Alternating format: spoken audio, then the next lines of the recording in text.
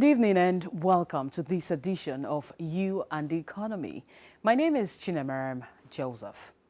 Today, we'll bring you the concluding episode of our mini-series on the monitoring and evaluation M&E inspections carried out in Lagos State recently by a team of officials of the Central Bank of Nigeria on the beneficiaries of the interventions of the CBN in some key sectors of the economy.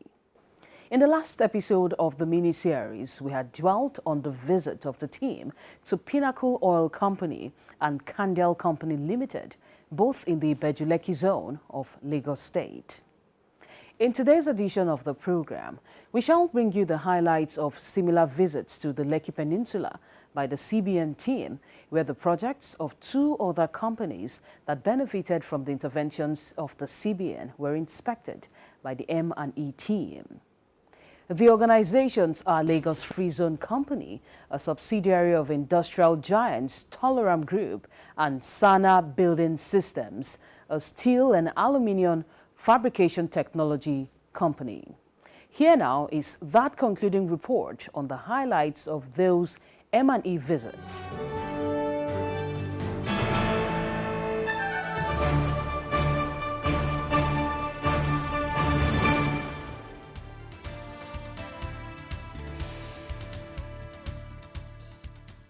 One initiative to which a very huge quantum of funds was disbursed in the Ibejuleki axis of Lagos State under the interventions of the CBN in the Nigerian economy, perhaps second only to the Dangote fertilizer and petrochemical plant projects, also in the same axis, is the Lagos Free Zone project.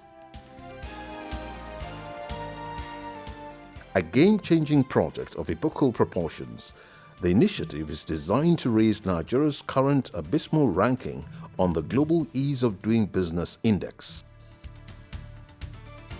It is being executed by the Lagos Free Zone Company, a subsidiary of the acclaimed Tolaram Group, which has several high-performing investments in diverse sectors of Nigeria's economy. The project set out to achieve its objective by developing a large expanse of land where operators could locate their businesses and avoid the myriad challenges that have continued to make doing business in Lagos metropolis rather difficult.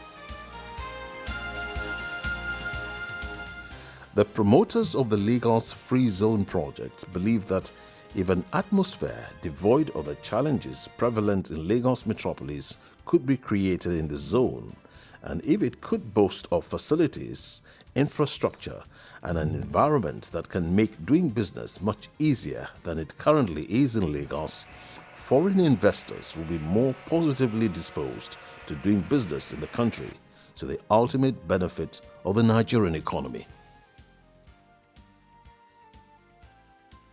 Since the Lagos Free Zone project holds so much promise for the uplift of the Nigerian economy, it was supported by the CBN. Under the project, 850 hectares of land will be developed in phases to provide the basic infrastructure and amenities required to do business with ease in the zone. 650 hectares of the swathes of land is being developed under Phase 1 of the project, which on completion shall comprise an industrial park and a deep seaport. Even as its industrial park component is no less significant, the flagship initiative of the Lagos Free Zone project is the Lekki Deep Seaport, which is being built on 90 hectares of land in the zone. On completion, the seaport will be the deepest seaport in Nigeria. What is more, with the equipment capabilities, operational procedure, and marine infrastructure being put in place for the facility, the Lekki Deep Seaport will, without doubt, be the most functional seaport in Nigeria when its construction is completed. With its projected positive impact on the Nigerian economy, and given the significant support extended to the project by the CBN through its interventions in the stimulating sectors of the economy, it was expected that the site of the Lekki Deep Sea Port of the Lagos Free Zone project will be the subject of yet another elaborate inspection visit by the CBN Monitoring and Evaluation Team, which conducted an M&E exercise in Lagos recently. But prior to conducting its physical inspection at the site of the construction of the Lekki Deep Sea Port component of the Lagos Free Zone project, the CBN team had received a general briefing at the office of the Lagos Free Zone Company. The briefing was delivered by the Chief Financial Officer of the Lagos Free Zone Company, Ashish Khemka. Khemka told the team that more organizations have continued to move into the area designated for manufacturing activities in the zone, and that the factory of the Colgate Group, which has still been under construction a few months prior to the briefing, had now been completed, once again raising the number of companies that have moved into the zone by yet another notch. It said in order to not duplicate the adjoining petrochemical and fertilizer plants of the Dangote Group in the Lagos Free Zone, the idea of having similar facilities in the zone has been shelved, and the area previously earmarked for that purpose on the plan of the zone has been converted to a business district, which development, he said, is being supported by the CBN in a very robust manner. Khemka also told the team that a commercial tower is already being built in the business district, and 4 commercial banks have already commenced operations in the district.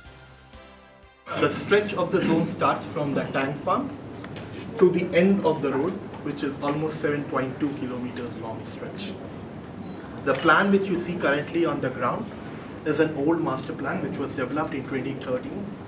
But due to the certain changes which was done in 2015, wherein Dangote's twin project, which is the refinery and the fertilizer coming in across the road. Since now Dangote has its own big refinery and fertilizer, it doesn't make sense to develop a tank farm, a small petrochemical plant, and the residents cannot be close to the fertilizer and the refinery. That made us to rework the master plan.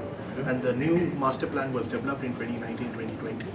But because of the COVID, we have not been able to get the new master plan, which is coming in next 3 months. So this model would be completely replaced with the new model. The new master plan, the residents have been moved from there and have been moved to the waterfront side. And that area has now been completely dedicated to port-related industries. On the flagship of the Lagos Free Zone project, which is the Lekki Deep Sea Port, Ashish Khemka told the CBN M&E team that the port is designed to berth the biggest cargo ships in the world, which are many times bigger than the size of ships that the Apapa and Tinkan Island ports, both in the former federal capital Lagos, have capacity to handle. Khemka put the completion status of ongoing construction work at the project site at over 90% and offered assurance that its construction will be completed by September 2022, while commercial operation at the site shall commence in January 2023. According to the CFO of the Lagos Free Zone Company, work is going on at heightened pace on the erection of the 2-kilometer-long breakwater column of the port, which is described as the most critical marine infrastructure of the facility. The decisive marine infrastructure is erected with a combination of rock-solid boulders and huge marine blocks known as X-blocks, and is designed to calm the waves in the area adjoining the ocean side of its dock, to make sailing into the harbor area smooth and heat-free for the ships that will berth and be handled at the port. Khemka affirmed that the equipment, operational procedure, and marine infrastructure being put in place at the port will make ship handling exercise a task that will be completed within a maximum period of 48 hours, adding that this will eliminate the incidence of demurrage which users of the Apapa and Tinkan Island ports currently contend with. On the job creation and income generation potentials of the port, Khemka said within the period for which the facility is earmarked to be under concession, It will create 170,000 jobs and contribute $360 billion to the economy. Yeah, we'll just do the port tour now. Afterwards, the CBN team was conducted on an inspection tour of the deep seaport site. In the course of the tour, the team saw firsthand the tremendous progress already made in the development of key areas of the land side of the port, such as its container terminal and its concrete yard, where the X-shaped huge concrete blocks to complete the construction of the critical breakwater column of the port are being fabricated. Also shown to the team was that day's consignment of the 200 truckloads of rock boulders being supplied per day for 2 successive years, which are required to complement the X-blocks to complete the erection of the breakwater column.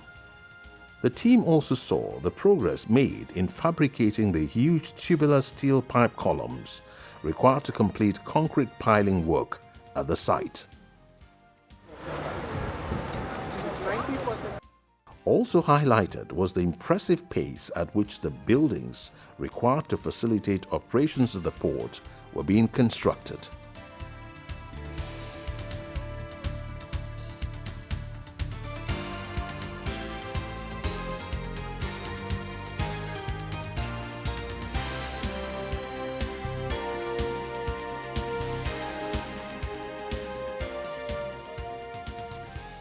The obviously impressed CBN monitoring and evaluation team wrapped up the visit to the Lagos Free Zone at the end of the inspection of the Lekki Deep Seaport site and headed to its next destination, also in the Lekki Peninsula, for its next oversight assignment.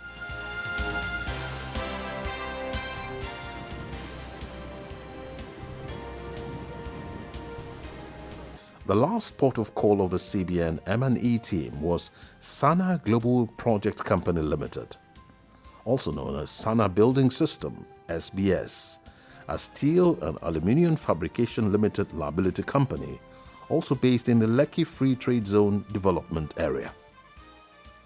Sana is not only a leading player in its sector. The company stood shoulder above most of its contemporaries in the industry because of its demonstrable commitment to transferring technology to its Nigerian workforce. For, despite the fact that its core business is technology-driven, practically all members of its workforce are Nigerians.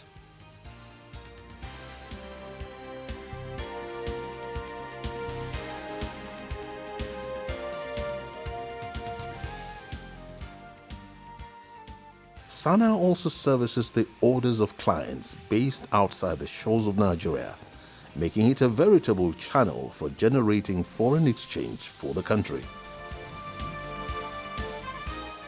But then came COVID-19 pandemic and its adverse impact on the economy, which affected Sana too. To stay in business, the company applied for and got approval to access the CBN's Real Sector Support Facility, RSSF, in the wake of the outbreak of the coronavirus pandemic. The funds accessed were subsequently put to use in meeting up with the company's capital and operational expenditures. A huge part of the funds was committed to building this massive factory where Sana currently conducts its steel and aluminium fabrication business. The vast factory complex, which construction is nearing completion, has offered Sana the advantage of a more expansive site to conduct its core business. This has impacted on both outputs and employment generation at Sana.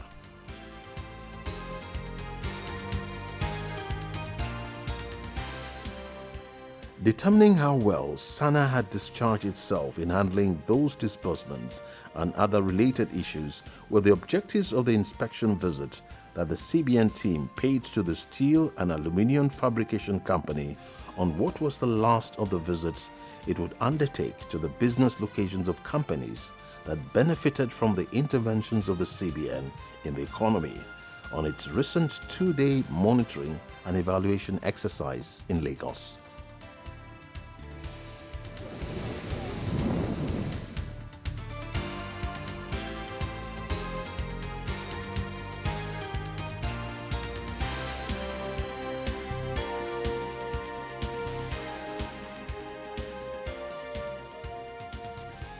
This factory is the result of the funding that we've received. Without that support, honestly, we could not have made it happen. So we're very grateful that the CBN is as diligent in building the economy. We appreciate it, and we look forward to some more loans. We are exporting to Cameroon, we are exporting to Ghana.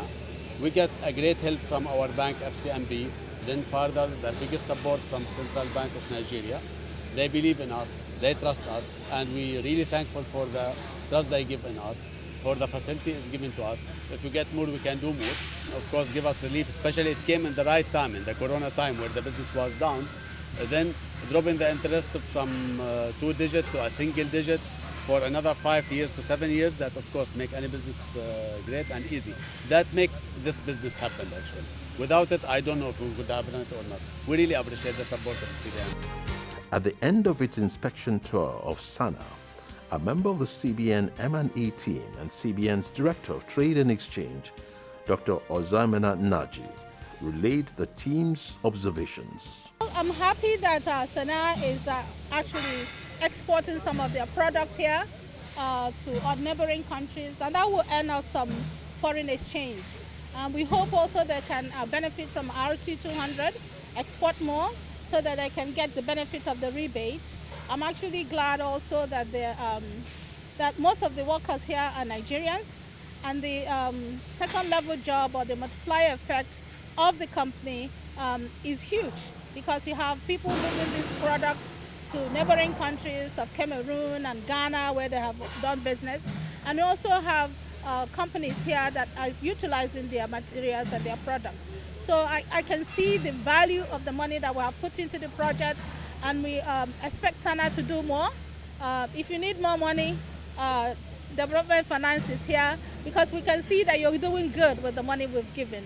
So we wish you to do more, and we wish you to export more so that we can earn more. We are trying to expand our export earnings, and we were counting on companies like you to help us achieve our goal of 200 billion in 3 to 4 years. What pleases me most is that most of the jobs on the factory floor are all Nigerians operating advanced welding machines, different types of computers and different types of machines. It also gladdens my heart that some of the materials, finished materials we see are bound for export. So the potential is there. It meets the objectives that were set earlier on for the real sector support facility. And I'm really happy with what we've seen this evening. Speaking with the media to round off the 2-day inspection visits conducted in Lagos State by the CBN M&E team, the Director, Banking Supervision of the CBN, Aruna Mustafa, gave an overall view of the M&E exercise. We've been around quite a number of factories to see for ourselves what the support the Central Bank has given to these companies is producing in terms of results. And the outcome has been very positive. We are quite impressed with what we've seen.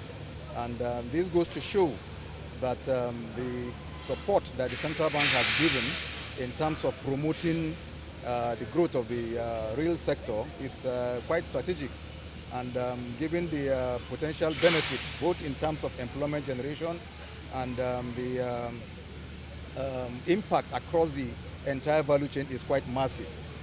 We need more of this type of efforts on the part of the private sector, and I supervise the banks, and banks need bankable projects like this to be able to thrive.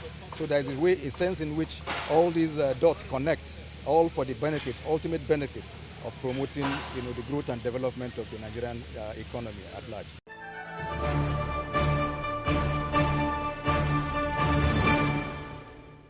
It is nice to have you back. In the last 4 editions of the program, inclusive of this one, we brought you reports on the highlights of the monitoring and evaluation visits conducted by a team of officials of the Central Bank of Nigeria to inspect the projects of beneficiaries of the bank's interventions in stimulating sectors of the economy. The sectors visited to conduct the M&E exercise included transportation, energy, manufacturing, steel and aluminium fabrication, agro-allied industry, and the downstream sector of the oil industry. The spread and scope of these sectors underscore the importance paid by the CBN to impacting the commanding heights of the economy robustly, just the same way the bank has been doing in support of the growth and development of small and medium enterprises as well as smallholder farmers through its intervention programs. The fact that it does not bid goodbye to beneficiaries immediately after funds are disbursed to them and leave them to spend the funds as they wished, leaving ample room for misapplication, also shows the tact and deep sense of accountability with which the bank is implementing its interventions in the economy. In fact, it is obvious that to the CBN, running intervention programs is not the same thing as being the Father Christmas who releases the funds vested in its custody to beneficiaries of those programs as a dash, as free money is commonly described in local parlance. And now this, the final sign-off. Every week, over the past 1 year, You and the Economy brought you a series of incisive stories and reports on the interventions of the Central Bank of Nigeria, CBN, in the economy, as well as on some of the game-changing policies and programs introduced by the bank in the discharge of its core mandates. We covered the interventions of the CBN in stimulating sectors of the economy, such as agriculture, manufacturing, medical, pharmaceutical, infrastructure development, research and development, power distribution, as well as oil and gas. In agriculture in particular, we examined the interventions of the CBN in some critical value chains such as rice, maize, wheat, cassava, cocoa, and poultry. In doing these reviews, You and the Economy intimated you with how the CBN used its epochal Anchor Borrowers Program, ABP, as a key vehicle to drive the interventions in the agricultural commodities sector. The impressive results achieved by the CBN in promoting self-sufficiency in food production and food security through the interventions were also highlighted. You and the Economy also fostered a better understanding of some ad hoc initiatives of the Apex Bank, such as the e-Naira, the 100 for 100 policy, the race to $200 billion foreign exchange repatriation from non-oil proceeds program, and of course, the tertiary institutions entrepreneurship scheme, which we call TIES, among others, by educating our viewers on why those initiatives were introduced by the Apex Bank and its mode of implementing them. We also traveled far and wide to evaluate how some organizations and individuals who benefited from the intervention programs of the CBN handled the funds disbursed to them under the schemes they subscribed to and the impact of the projects executed by these beneficiaries on the economy.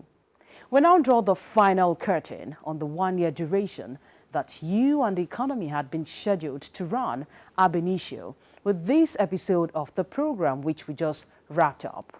And on behalf of the team of very diligent and resourceful men and women who worked week in and week out without relent to bring you this program, I thank you so much for making You and the Economy a must-watch over the past 1 year. Until another time in the foreseeable future, when You and the Economy shall come your way again, I sign off on the program tonight. Let's now leave you with some of the compelling sound bites that you heard on the program while it ran for 1 year. Goodbye. You see the way TCL designed, any genuine business or household will have access to it. As long as we find that what we are doing is yielding results, particularly boosting consumption, expenditure, and investment, we will continue to do so. I will give the scheme a pass mark because at least they've been able to attend to the lack of asset challenge, access to finance challenge to a lot of small businesses. We have been able to get more than we expected. Having access to these funds would definitely reduce the incidence of medical tourism. I want to say thank you to the Apex Bank for this initiative, and I know that more can be done. It was timely, the execution was clinical, and it was effective. The support that the CBN gives the farmers in Nigeria is unheard of. Nobody has done it ever before. And we are grateful for it. The Anchor Bora program has come home to stay. They have tried. They have tried. I must thank them. CBN, thank you.